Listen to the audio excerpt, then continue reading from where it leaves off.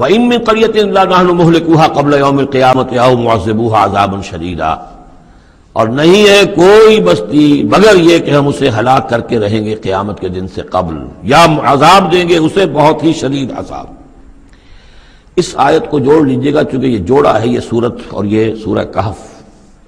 لِيُنذِرَ بَأْسًا شَدِيدًا مِّن لَّدُنْهُ، بہت بڑی جنگ اور بہت بڑی تباہی جو آنے والی ہے قیامت سے قبل، اس کی طرف اشارہ ہے کہ یہ جو،